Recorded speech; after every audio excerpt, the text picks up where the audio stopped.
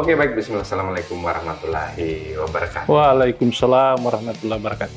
Berjumpa kembali bersama Henry Majid. Siap. Terima kasih atas waktunya. Pak Kadis Pariwisata sudah menjamu kami untuk pada hari ini kami meminta waktunya. Kami ingin berbincang santai dengan Pak Kadis terkait dengan konsep pariwisata yang hari ini di pundak Pak Kadis sebagai Kadis Pariwisata.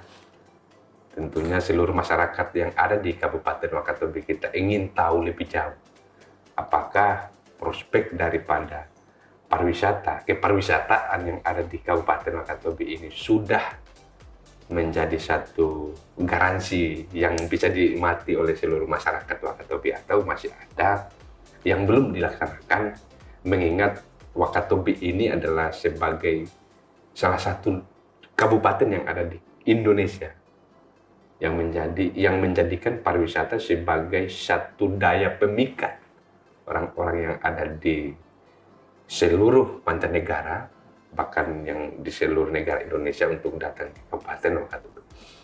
Sebagai kepala dinas yang menaungi bidang kepariwisataan, apa yang menjadi konsep pariwisata yang harusnya ada di Kabupaten Wakatobi, termasuk dengan, jadi ada 3 aspek pembahasan yang akan kita bahas pada hari ini, Pak Kadis. Pertama, tentang bagaimana pariwisata kita itu bisa menggairahkan orang untuk hadir di Kabupaten Wakatobi. Terus apa kendala selama Pak Kadis ini menjadi kepala dinas, apa kendala-kendalanya, terus bagaimana kemudian pendapatan daerah kita itu apakah mampu digenjot oleh kepariwisataan kita atau justru tidak sama sekali. Mungkin yang harus disampaikan oleh Pak Kadis pertama-tama adalah tentang bagaimana prospek yang menggairahkan seluruh masyarakat yang ada untuk datang berbondong-bondong di Kabupaten Wakatobi. Ya, baik. Terima kasih. Assalamualaikum warahmatullahi wabarakatuh. Waalaikumsalam. Terima kasih atas kehadiran Bapak-Bapak semua. Saya sangat bersyukur kita bisa jumpa hari ini. Kesempatan kami untuk menyampaikan apa yang ada di pariwisata ini. Jadi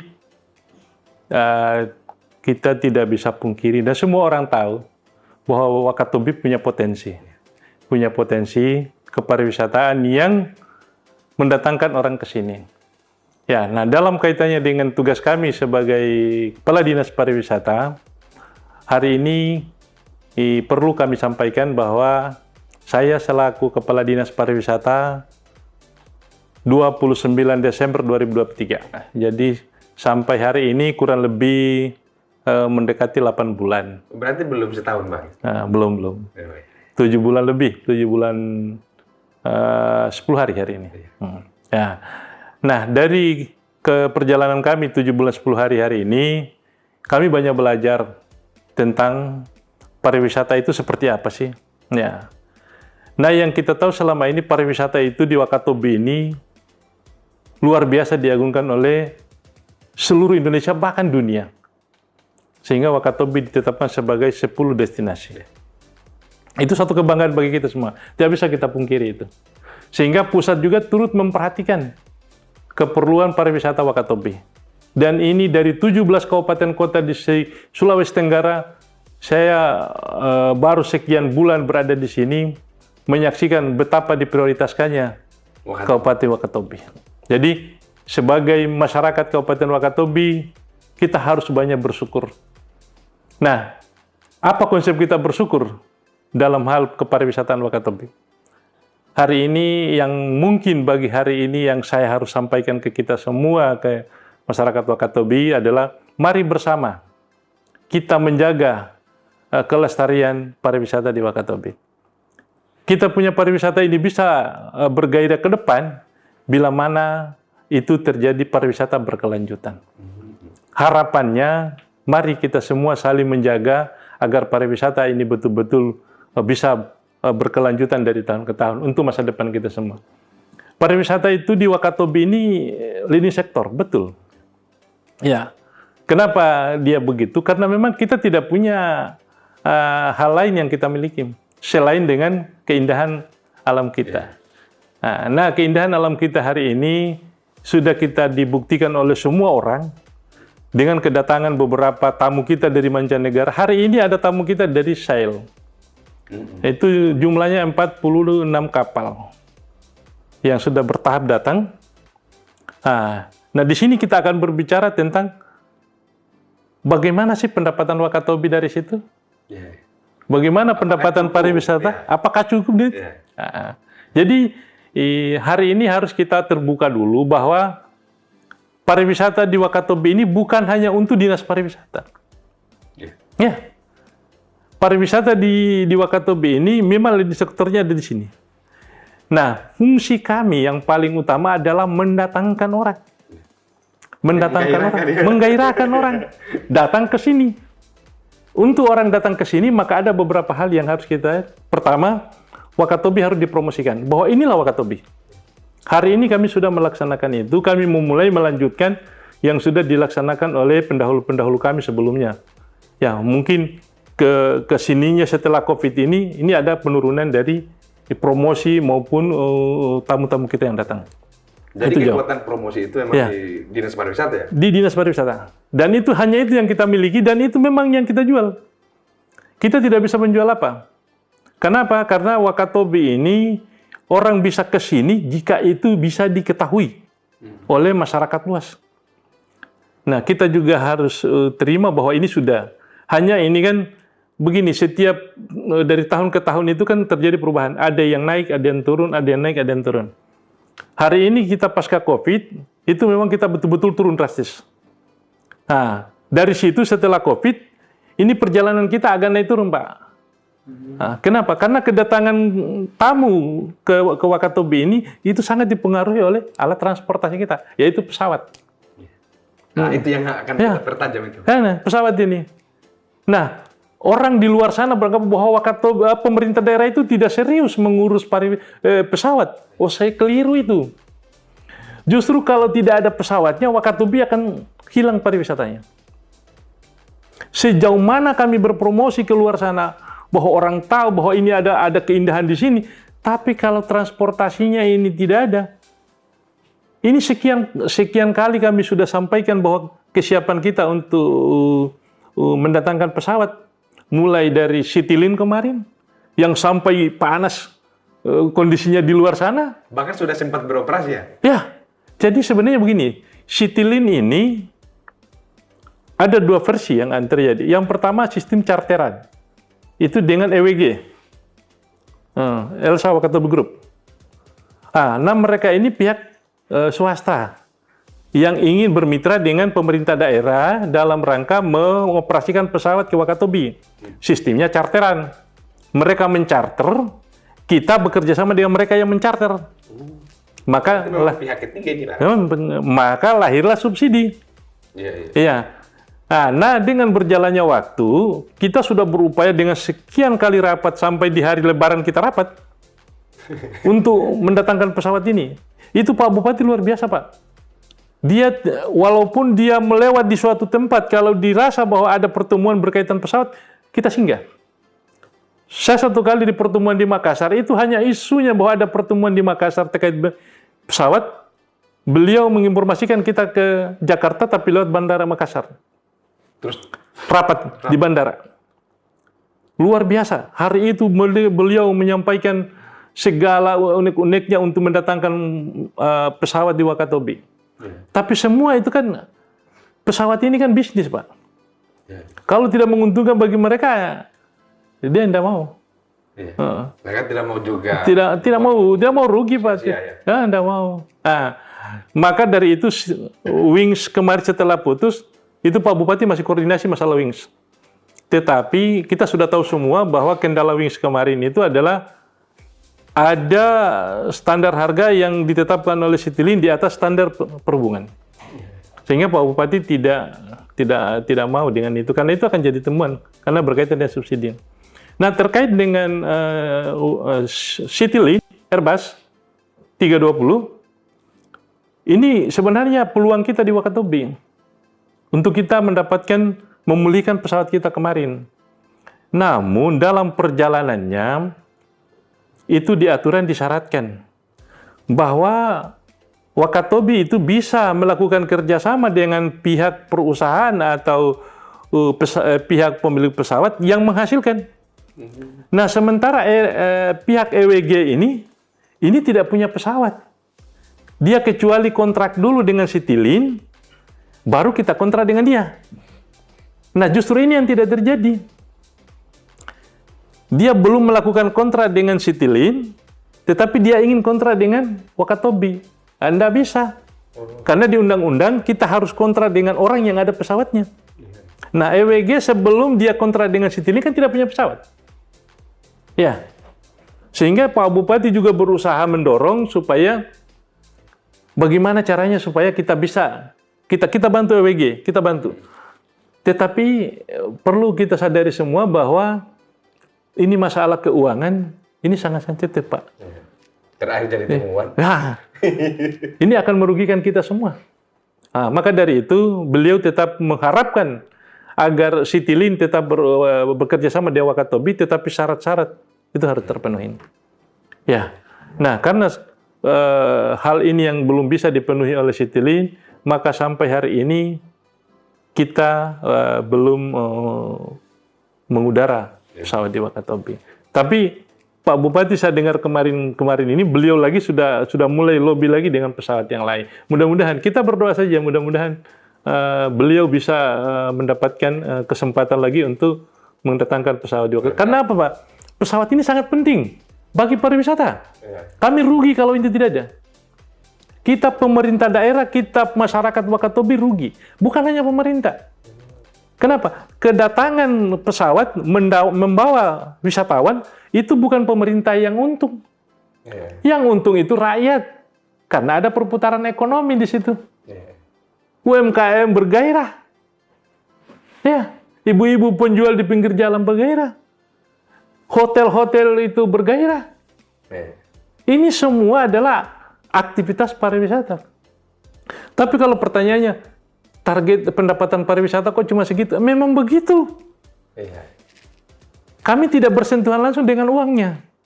Berarti memang tidak ditargetkan bahwa dinas pariwisata ini harus dalam per tahun itu harus mendapatkan pemasukan sebanyak ini misalnya. Memang ada, tapi kami tidak bisa mentarget banyak karena kami harus menghitung. Dari mana kami ambil? Contohnya begini. Saya sekarang sudah KSP-kan 3 DTW. One Melangka di Binongko, Puncak Kahyangan di Tomia, Barakati di Tomia, Jembatan Barakati. Nah, ini pemasukan dari sini kurang lebih 100 juta. Berarti kan target kita 1 tahun hanya ini saja. Kalau untuk ini. Kenapa? Karena setelah KSP kami tidak bisa memungut lagi di dalam. Kami hanya mendapatkan pembayaran yang sudah ditetapkan dalam kontrak. Dan itu dibayar oleh pihak ketiga? Dibayar oleh pihak ketiga ke rekening kas daerah sebagai pendapatan kami. Nah, setelah semua kami kontrakan misalnya, maka kami tidak bisa mendapatkan uang dari tempat lain. Sehingga target pendapat kita hanya itu.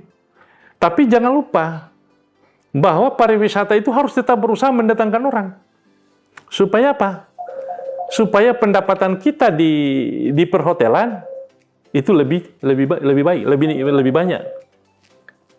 Pendapatan kita di perhubungan lebih banyak. Ya. Nah ini, coba lihat ini misalnya seperti Sail ini. Kami tidak mendapatkan apa-apa.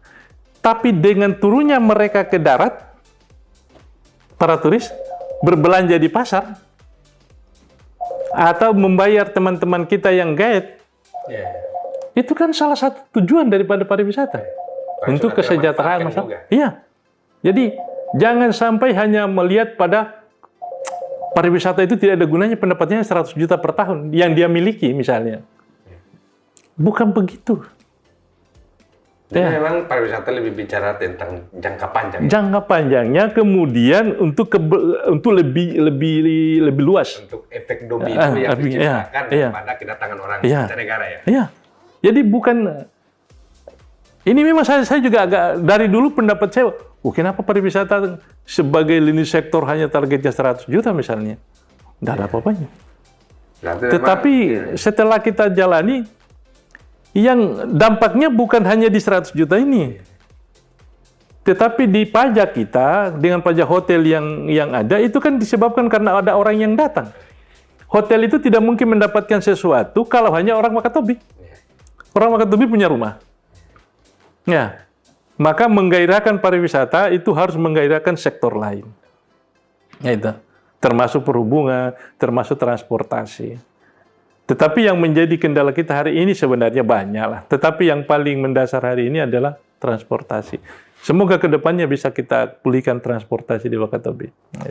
Jadi yang menjadi satu tantangan besar yang bahkan dihadapi oleh seluruh kabupaten-kabupaten yang mengandalkan leading sektor leading sektor pariwisata sebagai satu-satunya penghasil mereka. Ya.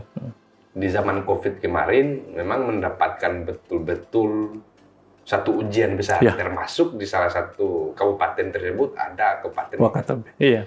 Jadi sejak selesai COVID kemarin, itu apa yang pertama kali dilakukan oleh Dinas Pariwisata di Kabupaten Wakatobi untuk membangkitkan kembali gairah seluruh masyarakat Indonesia bahkan mancanegara untuk datang kembali berwisata di Kabupaten Wakatobi setelah COVID kemarin? Setelah COVID.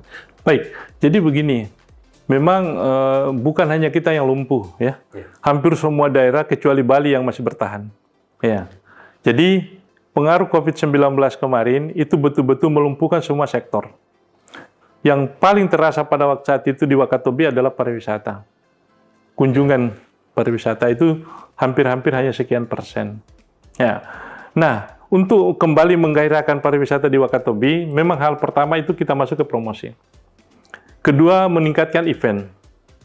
Kemarin kami di pariwisata ini, kalau kelihatan dana-dana pariwisata besar, ini semata-mata untuk mendorong pulau-pulau, festival pulau, supaya ini kita kembali ke zaman sebelum COVID. Karena dulu sebelum COVID itu gairah event itu luar biasa, Pak. Di Wakatobi ini luar biasa. Tetapi setelah itu sampai hari ini belum pulih. Kenapa? Karena ini berkaitan dengan dananya. Event ini semua dana, Pak. Nggak bisa, tidak ada yang istilahnya masih kerja ekstra kalau kita mengharapkan swadaya. Ini tetap pemerintah harus punya andil dulu dalam event pariwisata supaya orang tahu di sana, di luar sana bahwa Wakatobi sudah mulai bangkit. Ya. Nah, ini dalam waktu dekat setelah sale ini, tanggal 23 sampai 25 Agustus, itu Wowine. Kita buat lagi atraksi itu. Ini semata-mata untuk menunjukkan kepada dunia luar bahwa Wakatobi sudah bangkit kembali. Ya, jadi kemarin kami sempat koordinasi di provinsi kaitannya dengan pariwisata. Satu hal yang saya tawarkan ke mereka adalah event bersama. Kalau kita belum bisa mendatangkan orang luar sana ke Wakatobi atau ke daerah kita, mari minimal antar kita di Kabupaten Sulawesi Tenggara kita saling mengisi, saling meramaikan dulu. Ya. Saling menjamu. Iya, saling menjamu dulu. Supaya apa? Supaya orang luar sana, Jawa sana, dia tahu bahwa ternyata ada event besar di Sulawesi Tenggara. Ya, jadi ini yang kita coba gairahkan kembali dulu. Nah, sehingga saya sampaikan ke teman-teman di provinsi, kalau ada event di daerah lain, usahakan diundang dulu semua kabupaten kota di Sulawesi Tenggara ini untuk kita bersatu di situ. Supaya apa? Supaya kita saling menjual daerah kita. Nah, di sana saya hadir, saya akan menjual daerah saya. Bapak-bapak yang hadir di event saya menjual daerahnya bapak-bapak. Nah, saling mempromosikan supaya kita cepat kembali. Karena sebenarnya begini, Wakatobi ini tidak terlalu susah lagi untuk dia mempromosikan diri karena sudah dikenal. Sudah dikenal. Dan kita sudah punya agen-agen di luar sana yang bisa mempromosikan lebih jauh Wakatobi. Hanya memang di 2023-2024 ini kan kita terkendala anggaran karena adanya pilkada ini. Sehingga anggaran kita memang dikurangi betul sesuai dengan kebutuhan. Ya, dia pres luar biasa. Ya, tetapi ini tidak menutup kemungkinan bahwa ada jalan lain yang kita tempuh. Nah, kami hari ini di pariwisata tahun 2025 itu untuk DAK fisik sudah belum ada. Belum ada. Maka kami konsen kepada pemanfaatan destinasi pariwisata yang ada sekarang ini. Termasuk yang menjadi hangat ini adalah KSPN. Nah itu. Mungkin Bapak-Bapak berpikir, kenapa Dinas Pariwisata belum memiliki andil dalam pemanfaatan KSPN? Nah, ini pertanyaan semua orang. Nah, jadi perlu saya sampaikan, jadi jawabannya bukan tidak. Tapi memang belum waktunya kami mengambil peran. Belum serah terima. Belum ada serah terima. Kenapa? Karena KSPN ini Pak masih asetnya Balai Kementerian. Ya, yang hari ini setelah selesai masih dititip di Dinas PU Perhubungan, PU Perumahan. Ya, jadi sampai tahun 2024 berakhir itu pengelolanya masih ada di sana. Masih ada di Dinas PU. Masih ada di Dinas PU. Nah, pertanyaannya, apakah pariwisata diam? Tidak. Kami lagi mengkaji supaya pasca nanti diserahkan oleh Dinas PU ke kami tinggal melakukan proses pemanfaatannya. Tidak ada masalah lagi. Tidak ada masalah lagi. Dan kami sudah mengkaji itu. Kami sudah berbicara dulu, bahkan kami sudah mencoba bercerita dengan mitra-mitra Pokodarwis, CBT, dan BUMDes, karena harapan kita bahwa pariwisata ini digunakan sebesar-besarnya untuk meningkatkan pendapatan masyarakat. Masyarakat mana? Masyarakat yang ada di sekitar wilayah destinasi. Itu. Supaya ada gunanya. Supaya mereka menerima manfaat juga. Nah kan harapan kita begitu. Jangan misalnya Sombo Dive dikelola oleh orang Jakarta. Kalau kita buka ke orang Jakarta banyak yang mau Pak. Tapi bukan itu. Apa gunanya ada barang kita yang bagus kalau harus dinikmati oleh orang luar sana. Makanya saya lebih berdiskusi kemudian di setiap peningkatan kapasitas kita di SDM, kita dorong orang-orang di sekitar situ, kita latih orang-orang di sekitar situ supaya dia punya andil dalam pengelolaan pariwisata ke depan setelah itu dibuka secara resmi oleh pariwisata. Jadi dengan doa kita semua, mudah-mudahan Wakatobi bangkit kembali pasca COVID-19. Sebagai closing statement, karena Pak Kadis masih ada lagi pekerjaan yang harus diselesaikan. Sebagai closing statement kita pada podcast kita hari ini, mungkin apa yang ingin Pak Kadis sampaikan kepada masyarakat yang ada di Wakatobi, Sulawesi Tenggara, Indonesia, dan bahkan dunia. Dan bahkan dunia dalam kapasitas Pak Kadis sebagai Kepala Dinas Pariwisata. Baik. Sebelumnya terima kasih atas kesediaan Bapak-Bapak di sini. Satu hal yang harapan kami di pariwisata ini, harapan pemerintah daerah, harapan Bupati Wakatobi. Satu, pariwisata itu bisa meningkatkan taraf hidup masyarakat. Maka untuk meningkatkan taraf hidup masyarakat, pariwisata harus bergairah kembali. Untuk bisa mendatangkan orang ke sini, kita harus bekerja sama semua pihak. Jangan sampai kita saling mengecilkan. Jangan sampai kita saling mengecilkan. Ini saya berharap ke rekan-rekan teman-teman remaja, penggiat, apapun namanya di Wakatobi ini, mari kita saling mensupport. Karena apapun yang kita lakukan bukan untuk diri kita, tetapi untuk masyarakat Wakatobi secara keseluruhan. Agar ke depannya bisa betul-betul pariwisata ini menjadi lini sektor sekaligus menjadi tulang punggung pemerintah daerah. Itu barangkali dari kami. Terima kasih atas segala partisipasi pergumulan Bapak-Bapak semua. Mudah-mudahan apa yang kita ceritakan hari ini bisa bermanfaat untuk Wakatobi ke depan. Ya, terima kasih. Terima kasih. Sudah menjamu kami, sudah menyisihkan waktunya untuk kami pada hari ini berbincang-bincang santai.